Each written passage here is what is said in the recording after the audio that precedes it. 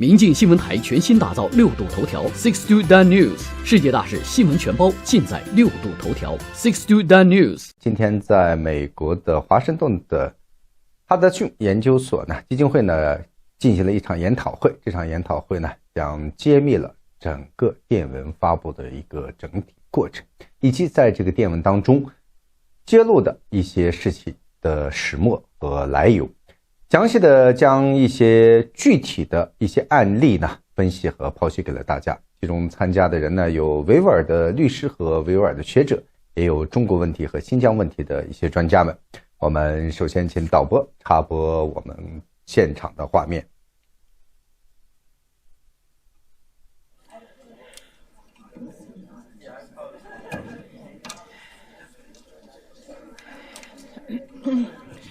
Good morning, everybody. Please take your seats. We're going to start our program. Welcome to the Hudson Institute. I'm Nina Shea. I direct the Center for Religious Freedom here at Hudson. And I want to wish everyone happy holidays. And I also want to draw your attention to the crisis in China against the Uyghur Muslim population there. 这场他主持人讲的这是关于共产党对新疆的维吾尔族以及其他少数民族的迫害的，包括对宗教种族迫害。It is both a crisis of religious persecution and of human rights violations of epic proportions. And we'll be hearing more about that.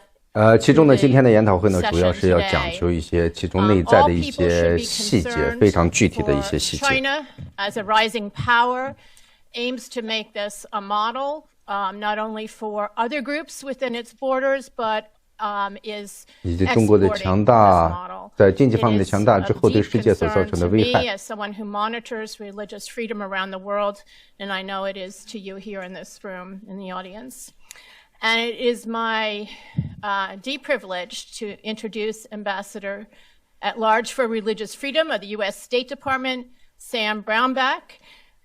He is going to be giving our keynote address in just a moment. I have known Ambassador Brownback for about 25 years when he was in the Senate, and we're working together on other human rights crises, including Sudan.Which today is actually a source of hope in the world. So I'm very pleased to see him now in this position as the Religious Freedom Ambassador, someone who has been empowered under this administration and through Congress, and.He is really the institutional face of religious freedom as a priority in U.S. foreign policy. His ministerials that he has organized and innovated have brought hundreds, in fact 1,000 people from all over the world who are deeply vested in religious freedom. These are survivors of religious persecution, advocates, world leaders.From across the globe. 一会儿将会讲解的是一位宗教官员，美国政府的。Good to see you. Welcome. 我刚才没有听到他的名字叫什么。Thanks, Nina. I appreciate that greatly. It's a pleasure to be back at Hudson. You'd find this interesting, more interesting than most. I was on the phone this morning with the Prime Minister of Sudan.非常感谢能够再次回到哈德逊研究所。25 years ago, when we were fighting the Bashir regime, and they were state-sponsoring terrorism that the United States experienced, unfortunately, firsthand. But I think it does show that if you keep after an issue and you're on the right side, you can win, and you will win. And that I'm very hopeful. It is one of the sources and the places of great hope in the world today. We hope things continue to move forward in the right direction. I also want to thank Hudson Institute for hosting the Vice President and the Secretary of State, Mike Pompeo, at different times to speak here in Hudson. 那么哈德逊研究所在之前呢已经邀请了美国的副总统还有美国的国务卿在这个地方讲演了关于中国有关系的一些演讲。Has been really the first in decades to take on China and the repressive regime. And they've done an absolutely, I think, brilliant, tough, good job in confronting China. 并且讲呢，这一届政府对于对华方面呢，采取了更加强硬的，或者是更加理性的一些态度，并且我们取得了非常大的一些成绩。我们有别于前任的几届政府，就是在新疆有维吾尔人、哈萨克人等等，还有其他的一些民族。This administration has recognized that it's important to analyze and respond to these abuses from all angles. So I appreciate the discussion and the insights at today's events. I've said it before, and I'm going to keep saying it until it hopefully one day is no longer true. China is at war with faith, but it is a war they will not win. 今天汇聚了非常多的这方面的专家，也是非常有权威的一些人士和我一起来就这个问题。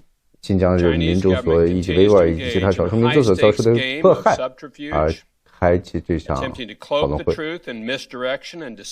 美国政府在时时刻刻关注着全世界各地的人权情况，并且我们对于新疆的关注是非常的关切。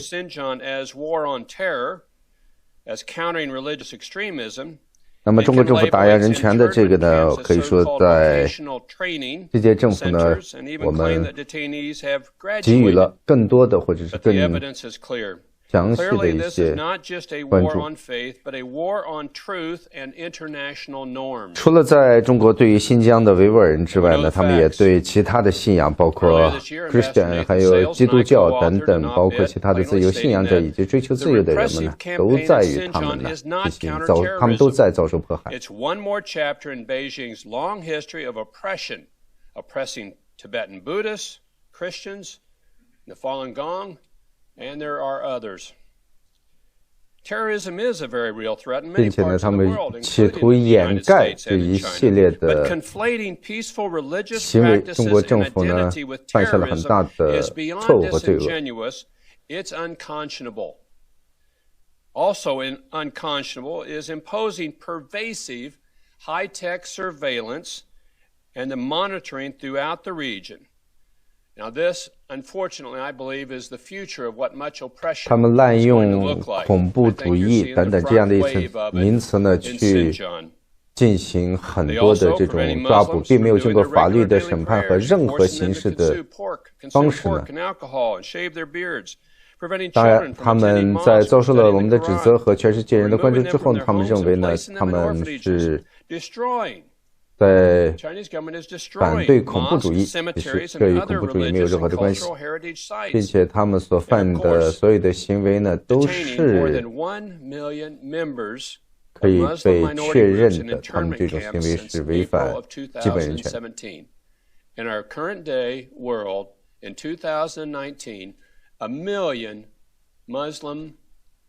超过100万的穆斯林民众在那个地方被迫害，他们寻找任何的借口和任何的理由呢，来打击这些人们，而他们往往最善于利用的就是恐怖主义。恐怖主义在他们的上被滥用。As Secretary Pompeo said about it, these reports are consistent with an overwhelming and growing body of evidence that the Chinese Communist Party is committing human rights violations and abuses against individuals in mass detention. And in these papers, you saw the background and the thinking of it. These documents reveal that the CCP is orchestrated, and this is not random, it's intentional.Those who may have been inclined to believe the PRC government or who were bullied into believing it can now read these documents and see for themselves the depth and breadth of what's happening in Xinjiang. And if you know anything about China, you also know that the PRC government's campaign of repression is not unique to Xinjiang. 恐怖主义与单独的某一些宗教联系在一起，这本身是一个不可接受的。And I want you to remember that name, Chen Quanguo, in Tibet, where he tested out a massive grid of physical and technological surveillance, cameras, police stations, databases, police and security forces, life in Tibet, including religious life, was forever transformed. Considered a success. Chen took his playbook to Xinjiang. 并且中共现在呢非常善于利用高科技去在这个国家呢采取对民众和意见者的控制。My fear, and I think of the Hudson Institute as well, is that these sorts of replications of repression are going to continue and increase around the world. They need to be stopped now. And so the document's strength, what we know about these abuses and this administration's ongoing resolve, is to respond to them. Importantly, we continue to promote accountability for those who commit human rights abuses around the world. That is why the Department of State has previously designated China as a country of particular concern under the International Religious Freedom Act of 1998. For engaging in or tolerating particularly severe violations of religious freedom. 讲到了在西藏等等，还有在国内的其他的区域呢，他们一贯地采取着这样的方式。That the PRC government is perpetrating in Xinjiang and elsewhere. But when a country doesn't respect the right to freely practice one's faith and belief, and everything that entails, we often see other rights significantly imperiled. 他们对于社会上的很多人的 assembly, speech, and the freedom of movement. In addition to the country of particular concern designation that is specific to religious freedom violations, we've seen a multifaceted U.S. response. The crisis in Xinjiang featured prominently at both ministerials that Nina mentioned, as well as at the President's global call for religious freedom event at the UN, the first ever by a head of state to call for the topic of religious freedom at the UN General Assembly. There was resulting powerful testimony from Uyghur survivors and family members, and 2 consecutive statements of concern underscoring the PRC government's escalating repression against members of religious groups in China. I'm going to stop here in just a moment and note as well, last week there was another testimony on Xinjiang on Capitol Hill, and I ran into 3 young people from Xinjiang who testified. 2 of them told of family members convicted of 7 to 9 years and put in jail for 7 to 9 years for them, the younger family member, out and speaking. So God bless the people from Xinjiang that are willing to speak out. This comes at a significant cost to them personally and to their families. 他简单地讲述了一下他看到的一些文件当中关于对新疆民众的一些迫害的一些行径。The Department of Commerce added 28 Chinese governmental and commercial entities to its entity list, which prevents them from buying U.S. products or importing U.S. technology that could be used to repress religious and ethnic minorities in Xinjiang. And the U.S. Customs and Border Patrol issued a withhold release order to ensure that products made by a Chinese company in Xinjiang do not end up in American stores. We welcome the role that a growing number of international actors play in calling out these abuses. We want to see more of this in the months ahead and will continue to encourage stakeholders to take up this mantle. A multilateral response is similarly vital. The United States and 4 other countries co-hosted a panel discussion on the margins of the UN General Assembly on the human rights crisis in Xinjiang. More than 30 UN member states attended, along with EU representatives, an OIC delegation, and 20 NGOs.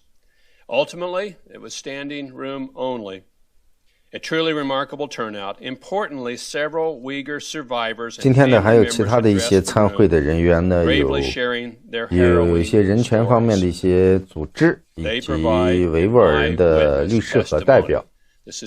我们了解到呢，在会议之前呢，了解到的一些情况是关于这个会议当中的爆料当中的文件的很多细节，特别是他们是如何判刑对于这些人们，用什么样的理由和什么样的借口或什么样的案子将很多人抓捕起来，包括有一些案子特别耸人听闻的案件，比如说他们对于一些人年轻人在准备看这种成人电影，而出现了一个人劝诫他们说你们不要看这样的电影，而这个人呢就被当地的法院呢判处了10年的监禁，或者是更长的一些监禁。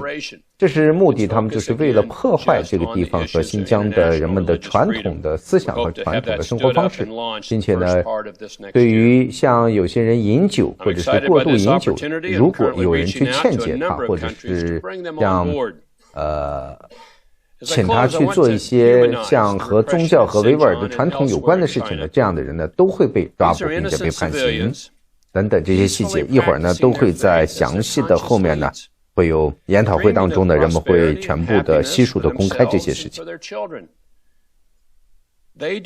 而且呢，这个研讨会之前呢，我们获得的一些其他讯息呢，表明呢，在哈德逊研究所这一次公布的很多细节当中，关于对于一些孩子，那么他们是怎么处理的呢？他们为了将维吾尔人的孩子洗脑，而将大人抓捕之后呢，将孩子呢送到了小孩的被称之为的集中营。其中呢还有一些关于劳工方面的一些举措，那么最重要的一些举措就是在很多的集中营的周围呢建有新设立的一些工厂，让这些人们呢除了在洗脑的过程当中呢，也要求他们要干活，并且是免费或者极其低廉的价格呢让他们付出劳动。还有一些细节方面的，比如说我们看到有一个小孩大概只有13到15周的时候呢，他的父母就被抓起来，并且将他的孩子夺走，要求他们的父母呢去工作和给他们创书。在这些组织里面和这些内部当中呢，还有很多的遭受了一些其他我们不可思议和不可想象的一些遭遇的一些维吾尔人，他们的苦难是非常深重的。那么他讲完了，他一会儿呢会有进行正式的研讨会的开始。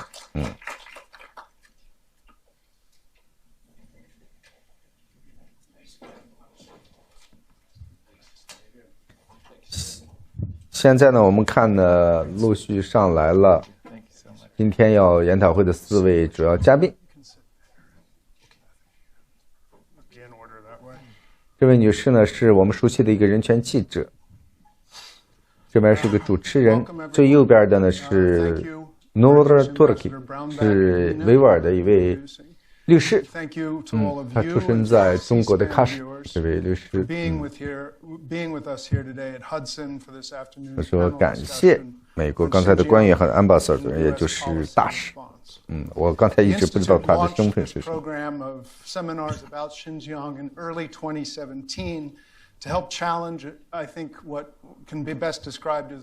非常感谢大家来参加这次新疆的这个讨论会。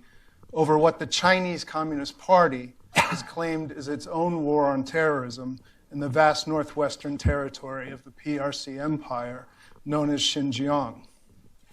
That U.S. reappraisal was urgently needed then. 这位右边的我们观众朋友们现在看到的这位女士呢，她是中文是比较好的一位，不知道她会不会在今天的研讨会上用中文发言，或者是她是长期一直在关注新疆的问题。Made clear that Beijing would be ramping up its efforts to subjugate the Uyghur and other peoples of East Turkestan. Secretary Chen was already known for his harsh policies in Tibet, and under his command over the last 3 years, Xinjiang has been transformed into the most heavily surveilled and oppressive garrison states that the world has arguably ever seen. The Communist Party has since gone to extraordinary lengths to suppress information and propagandize about what it is doing in Xinjiang, both inside China and around the world. 主持人讲了大概关于新疆集中营的一些报道，他中国政府呢一直都在抵制，甚至 She's a longtime Uyghur human rights activist and also an American citizen, spoke here on a panel at Hudson Institute. 6 days later, 2 of Rushan's family members 虽然中国想尽一切办法在做这些事情和掩盖这些事情，但是很多事情依旧是被公布于众的。What we do know, thanks to the vital work of 3 of our panelists and countless others, many of whom have risked their lives, is that upwards of 1 million Uyghurs, over 10% of the population, has been forced into mass internment camps for ideological re-education. The PRC's clear intent in its war on Uyghurs fits the very original definition of decimation. China's communist rulers have dismissed reports about the internment camps and the abuses inside them as fake news spread by Western journalists and think tanks. They have instead tried and succeeded, I would say, at persuading a large part of the world, till now, that the camps are, in fact, vocational training centers, which Uyghurs voluntarily attend. Last month, the leak of classified party documents obtained by the International Consortium of Investigative Journalists revealed that the party's story about Xinjiang, like so much else, is a lie. The China cables expose in chilling detail how the party has planned and implemented the largest-scale persecution of a distinct ethnic religious group since the end of World War II. In short, the papers provide us a glimpse into the party's blueprint for the destruction of a people. Here with us today to discuss all this and what it should mean for the U.S. policy are three leading U.S.-based experts. I'm happy to welcome back Bethany Allen Abrahamian, who's now with Axios, and anybody who reads anything about China these days knows her byline, both from Axios, from the International Consortium for Investigative Journalism, and also from the Daily Beast and Foreign Policy. Second, we'll have Dr. Adrian Zenz, who's now a senior fellow at the Victims of Communism Memorial Foundation. Adrian's research, as many of you know, has been key in establishing the existence of the camps in the first place and in documenting the buildup of the PRC police state. And third, we will hear from Nuri Turkel, who's a lawyer and the board chair of the Uyghur Human Rights Project, an indispensable organization that he founded in 2003. Nuri, I wanted to add, was born in a communist re-education camp in Kashgar at the height of the Cultural Revolution. It's important to keep that in mind. After we hear from our speakers, we will have a Q&A period this afternoon. We're going to be conducting that a little bit differently today. All of you are going to be receiving pieces of paper and pencils to please write on them concise questions, and we'll be collecting them about halfway through this panel this morning so that we can address them when we have time for questions at the end. Thank you again. With that, we'll start with Bethany. Thanks. Thank you so much for that introduction, Eric, and thank you again to Hudson Institute for hosting 刚才他介绍了几位嘉宾，其中有说到维吾尔这位嘉宾的时候，他说这位维吾尔的 Nur Turki 是出生在喀什，而且并且是在当时的文化大革命时期。主持人说这句话的意思是他们遭受了很多困难。And when I first saw them, I thought, this is very important. But the more I looked into them, the more I realized how truly groundbreaking and important they were. I will briefly talk about each set of documents and then go into the key takeaways from each one. First we have what we call a telegram, or more colloquially, the operating manual for the camps. That was disseminated in November of 2017 by Zhu Hailuan, who is Chen Xuanguo's right-hand man.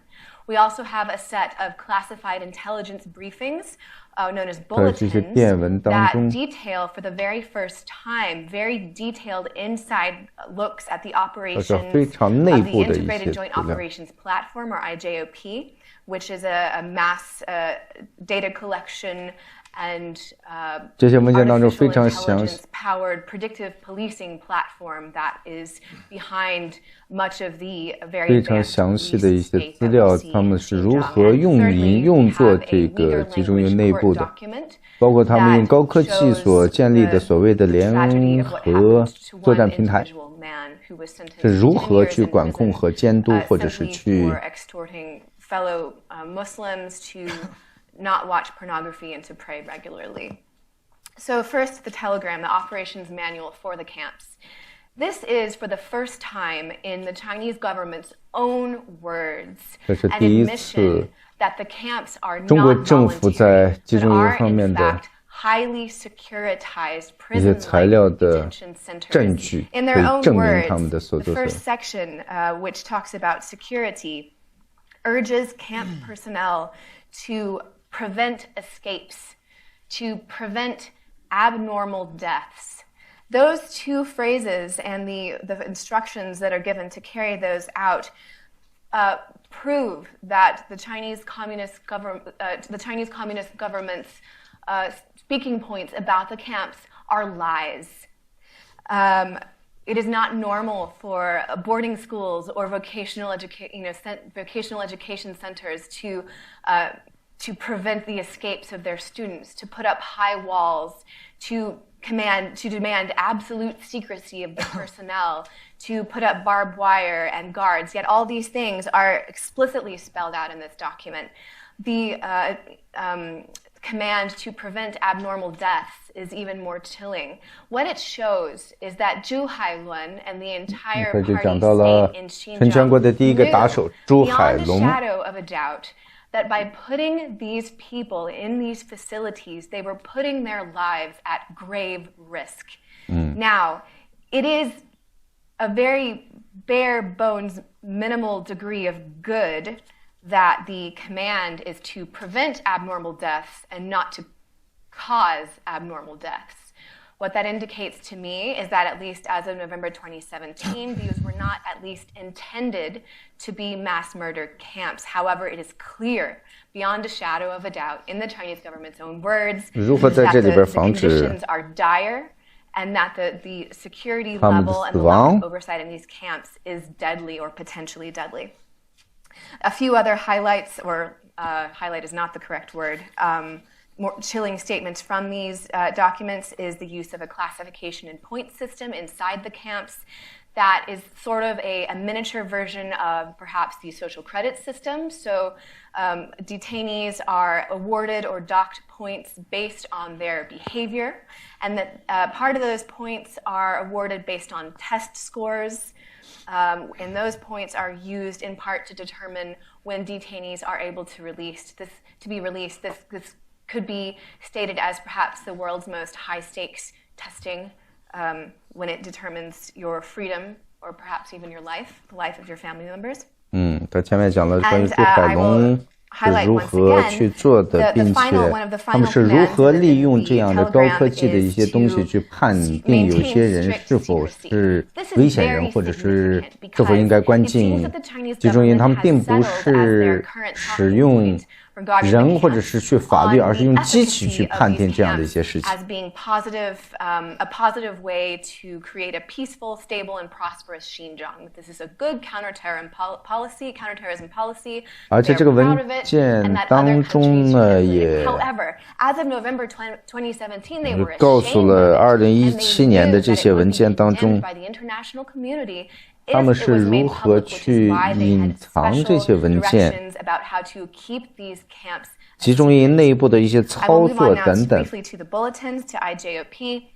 What you have here are the internal workings of how police officers on the local levels in Xinjiang were communicating and even receiving orders from a artificial intelligence. 就文件的最后呢，他们也想尽一切办法强调了这些文件如何保密，并且这些行为呢要如何保密。这一点其实本质上是揭露了他们这件事情本身是错误的，他们自身也是认识到自己的这种做法是错误的。但是我们在有2万多的人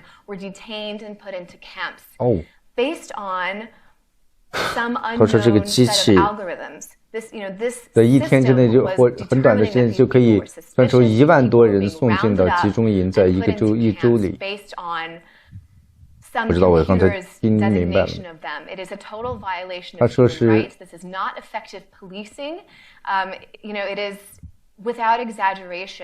并且警察以及街区就可以设定他们的罪行，或者是可以去对他们进行判定。他们甚至 delved into issues regarding this mass, detention in 1 week of more than 15,000 people. And the issues were not, how do we know they're really guilty? How do we know they were actually going to do something bad? No, the issues that were raised were, why weren't we able to detain even more of those people? there were, almost 9,000 people who escaped. Why weren't we able to detain them? So you get an image of this machine. 这是不可以思议的，用机器去判定一个人是否有罪，或者是犯了什么样的。Has enabled, as we saw in World War II, 这超出了很多人的想象，这简直是我也是第一次这么详尽的能够听到他们这种解释和内在。So the police officers aren't having to make decisions; they're removed from that. They're just following their orders, and it makes human rights violations on a massive scale much more possible for the human beings who have been tasked with carrying them out. And I will leave it at that. 但是这些所有的官员们在行事的这些人们没有任何的道德，或者是他们没有任何的这种，他们像机器一样只听命于去这样行进去做事。Denied me a visa to go to China. Because of that, I have not been able to speak on the ground with Chinese people themselves. However, my understanding from reading many reports and having, being able to read Chinese social media. 这位主持人问了他一个问题，说你知道不知道？你认为中国人知不知道他们自己现在在新疆所从事的和做出来的这些事情？ Certainly that was true 1 year ago, that they had no sense that there was any kind of regime of surveillance or mass detention there. Now, because the Chinese government has come out with an official line of propaganda, some Chinese people are aware that there are perhaps 没有能力，他现在没有签证去中国，中国政府取消了他的签证。 But they don't have any idea. I did, in fact, I have spoken. I've had phone calls. 他通过中国的社交媒体以及其他的一些报道方面的知识呢，他了解到。And their friends and their family members do not believe them 他是有 because it seems unbelievable. On top of that, I will just very quickly add that there is a deep-seated prejudice and a sense of a regularly practiced discrimination. 绝大多数的中国人根本不知道新疆在发生着什么样的事情。Have long practiced against Uyghurs. There are these prejudices and stereotypes of Uyghurs being backwards, being dirty, being criminals.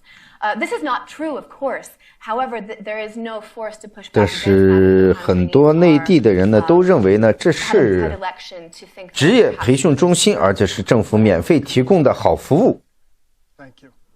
那么，中国政府对于少数民族的这种恶意宣传呢，也导致了非常多的一些人呢，对于维吾尔人是具备有种族主义和歧视性的，并且认为他们是危险人物，或者是他们在其他方面呢侮辱他们和抹黑他们，导致了很多人呢对他们呢是有排斥性。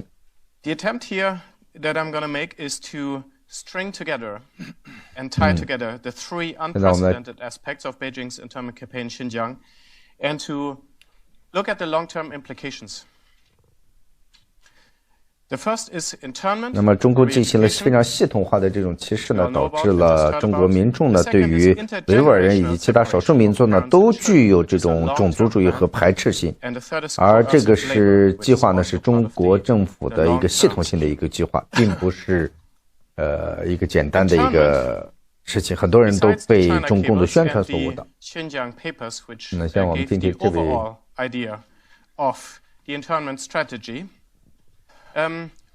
More localized information gives us some very specific insight into how internment works.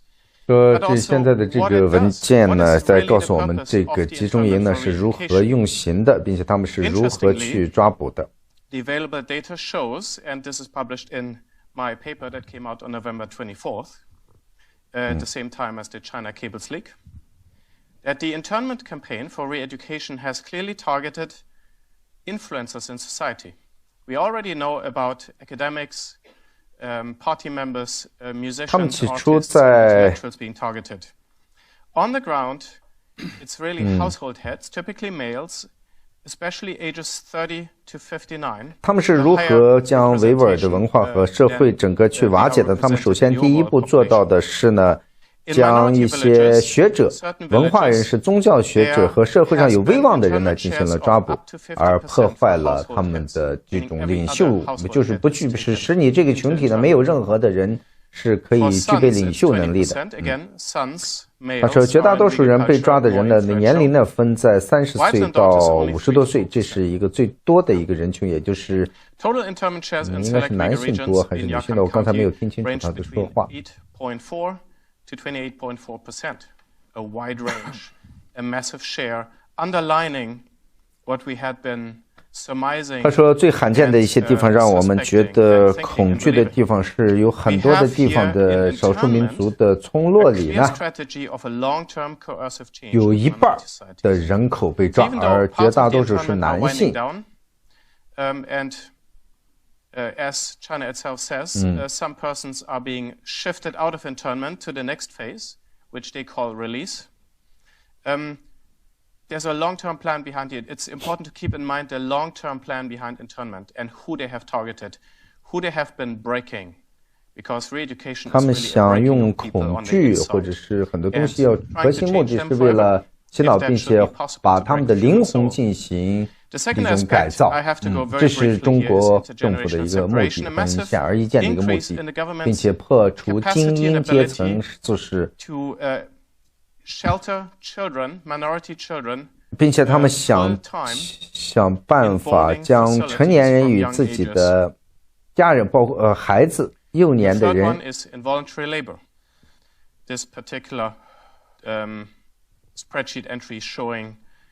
进行分割。也就是说，将父子、父母、母子等等，他们建有特殊的幼儿园，也就是少儿集中营，将他们的孩子呢送在那里，因为他们的父母呢都被抓进了集中营。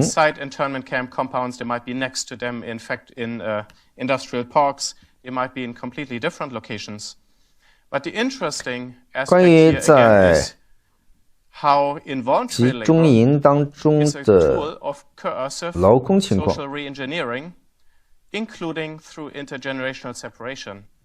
One example touted by state propaganda is satellite factories who have nurseries for even infants. 对，他就讲到了关于 In this particular example, a mother of 3 young children,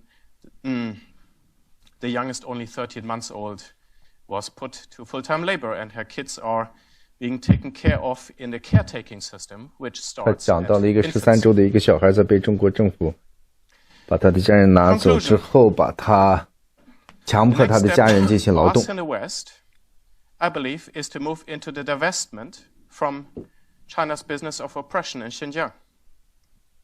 I give one particular example. H&M, well-known garment maker, looked into their supply chains and decided to continue to procure yarn from Huafu Fashion Corporation, a well-known Chinese large textile maker. 他说，西方还可以采取更多的措施，其中包括来抵制来自于中国新疆的一些生产的一些产品。 We don't want your yarn from yarn mills located in Xinjiang because we know there might be some kind of problem. I would like to just very briefly, this is a very complex topic that would require an in-depth presentation of its own, but due to shortage of time, just want to highlight through the mutual pairing assistance. 不要很多服装的品牌呢要求这些不要来选购来自于新疆的棉花或者是任何的。 Rural minority surplus laborers to Huafu's factories in Anhui province in eastern China. 他们曾经做过一些事情，比如说，当一些公司提出了将在新疆皮山的这样的一些出产的面料和布料之后呢，他们居然将数千名，大概有2000名新疆籍的女工呢，迁徙到了安徽，在安徽呢进入劳动集中营，为他们提供面料和提供产品。 那么中国政府呢，可以说各种办法做得很多，然后他们这样做呢，就是可以让安徽呢成为他们的出产地，生产地。他们的办法很多。Thank you, Adrian. Nori. 也就是中国政府的各式各样的办法特别多。 I'd like to begin by thanking the Hudson Institute for organizing this terrific panel. I believe this is the 4th time that the Hudson Institute organized a public event to shine a light on the ongoing crisis. It is a real honor to be up here with Adrian and Bethany. They are heroes to me and many others who care about human rights. My remarks will focus on three key issues related to the recent leaks to the New York Times and ICIJ. The first, did we learn anything new about the nature and scope of the internment camps in the Uyghur region? The second, what is party leadership signaling about its ambition at home and abroad? And finally, what has the international response been since the leaks? The trove of government documents offers an unprecedented look inside China's highly organized, systematic, targeted repression of the Uyghurs and other Turkic peoples. In one speech, Chinese Communist Party General Secretary Xi Jinping gives orders to use organs of dictatorship and show absolute no mercy. To the Communist Party, Uyghurs are different. 这位 Nur Turki 呢，现在正在讲述关于他说到了新疆的一些事情。But its leaders clearly see both Uyghur identity and religion as inherently disloyal. As such, a potential threat to the state security and Communist Party's continued rule. So what is the significance of leaked documents? Here are my 5 takeaways. First, the orders come from the very top. Out of 403 pages in the New York Times leak, 96 pages are internal speeches by Xi Jinping himself. Interestingly enough, the papers also show that there was resistance to the policies 可是过去世界很长时间呢，并没有将他的这些讯息呢，就是维吾尔人所遭受的这些事，很多人呢长期呢，并没有特别有力的证据，但是这一次的这个证据呢，可以说是将整个事情呢都有了作证，也是这样的方法呢，可以说有更多的一些情况。The second, a party insider took a tremendous risk in leaking these documents. The whistleblower 通过这个情况呢，我们也明确的看到呢，他们是如何在这个过程当中操作，并且陈全国呢是如何下令的，如何的抓，然后用各什么样的方法，或者是什么样的幅度。有些地区呢，超过了50%的人口遭受了抓捕，比如说一个地方。大概有11万人的话，大概就有5000人被抓。而维吾尔人的，按照这个比例来计算的话，恐怕目前的集中营的关押的人数超过100万是毫无疑问的。那么也就是被提供的数据有多达200到300万呢？这个数据也是非常之可靠的。那么通过这些中共内部的文件呢，我们也看得越来越清楚。The all-out assault on the entire population is an explicit order. Xinjiang Party Secretary 这位 Nur Turki 的是美国的维吾尔人，也是位于华盛顿的一位优秀的律师。他在整个维吾尔人的人权事业方面呢，可以说做了很多的工作。Xi Jinping defines all normal, everyday expression of Muslim identity as extremism, which he likens to thought viruses and a contagion. 他们在反人类、反种族的这样的罪正在做。直接指到了习近平，就是亲自下命令的。他对于穆斯林和对他认为呢是对这个共产党的一种威胁，并且这是一种。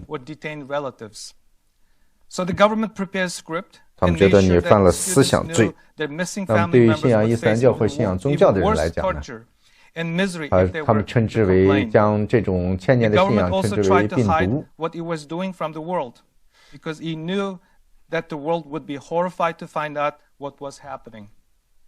As early as May 2014, Xi Jinping anticipated international criticism and told officials to ignore it. He said, "Don't be afraid if hostile forces complain, or if hostile forces malign the image of Xinjiang." Fifth and finally, the documents use the word 集中, meaning concentration, showing that the Communist Party intended to detain individuals for the purposes of collective punishment, transformation, because of their race, ethnicity, religious practices, and 他说迫害是深层次的或是多角度的，其中比如说有人如果发现自己的家人被拘禁或者是被迫害，那么他们的发声呢也会遭到中国政府的更强烈的一种打。他们不仅仅在国内呢隐藏他们的罪行，并且他们在国外也在隐藏他们的罪行。Last week, the Turkish foreign minister told the parliament that his government won't stay silent on the Uyghur issue. The United Kingdom, Germany, the EU, and Australia have spoken out, requesting unfettered access. 他列举了很多国家前一段时间所指出的关于新疆的事件进行的谴责。他列举了英国、法国以及西方的一些国家。In this horribly inadequate response, the United States has been most vocal country on the Uyghur crisis. Many officials, from the Vice President to the Director of National Intelligence to the UN Ambassador, have expressed concerns or condemnation. Secretary Pompeo alone has made about 20 public statements, including comments to the press about the Uyghur crisis just in the last 5 months. Just yesterday, Secretary Pompeo came out中文的很多地方，他们都在表述说，集中，那么。On December 3rd, the House of Representatives passed a Uyghur human rights bill by a vote of 407-1. During the floor debate, 因为你的种族，因为你的信仰，因为你的政治等等。当你集中在一起来改造你，并且他们隐藏前面，我记得是前面的一位女士曾经讲过，里边有非常多的一些死亡的事件，并且他们在文件当中写出了很多关于如何防止大规模的死伤以及其他方面的一些事情，并且要掩盖和隐藏这些事情。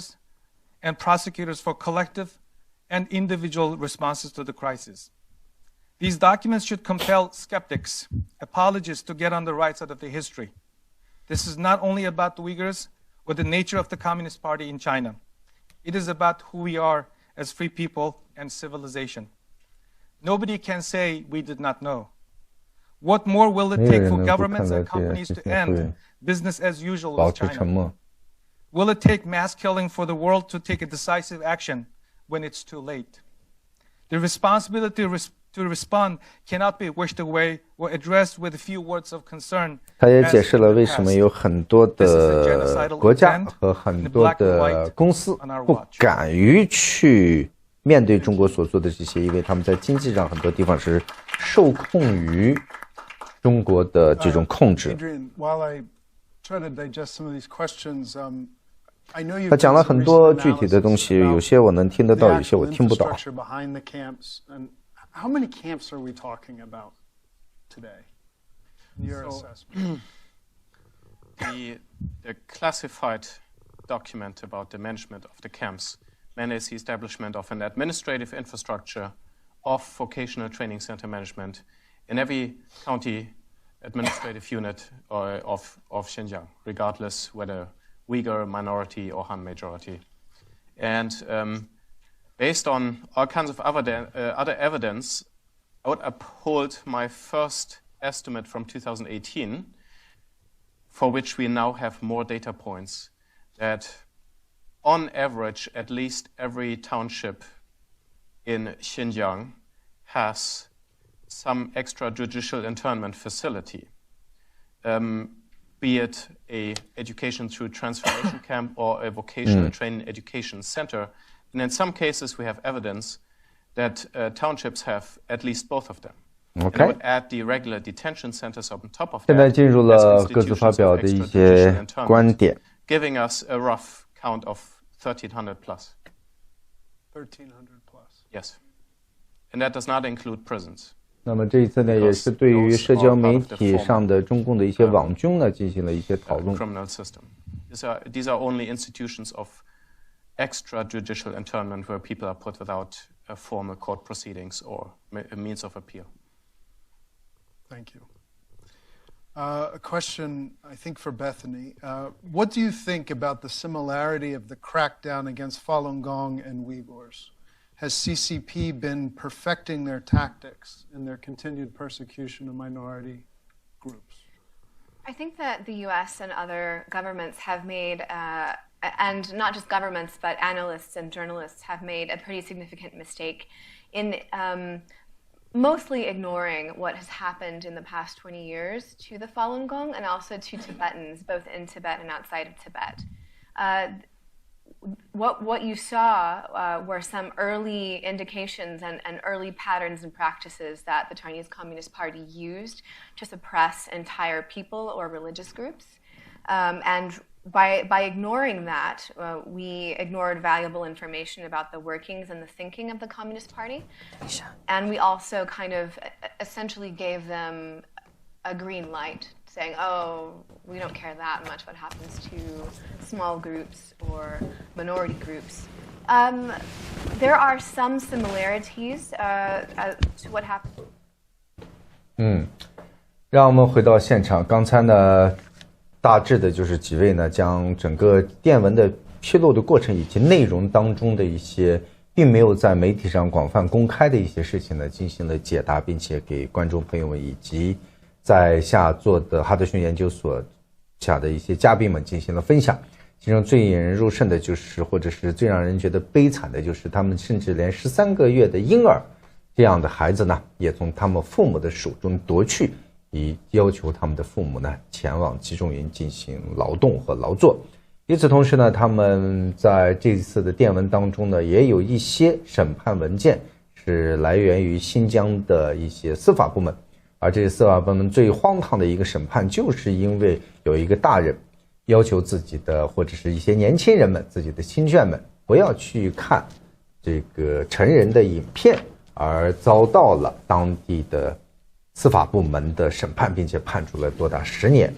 以及对于一些劳工，那么在新疆的一些集中营当中呢，他们也让这些人呢劳作。那么为此呢，一些国外的一些品牌的公司呢，要求提供给他们的一些布匹和原材料呢，不能够是新疆出产的。他们为了能够掩人耳目或者是掩耳盗铃的方式呢，他们居然将2000多名的新疆籍的女工呢遣送到了安徽省，在一个安徽的一个工厂封闭的工厂当中呢，去生产和制造这种廉价的布匹，以获取更多的高额利润。也就是说呢，他们现在的行径呢，已经与当年的纳粹无异。就像刚才的主持人以及嘉宾所讲到的一样，那么再一次的，他们是不可思议，甚至不可想象。与此同时呢，他们也在那块地方呢，建立了非常多的一些儿童和少儿的集中营，用以这样的方式呢，来隔绝他们的父母，并且让他们呢洗脑儿童，以让儿童呢能够热爱共产党，能够拥护共产党。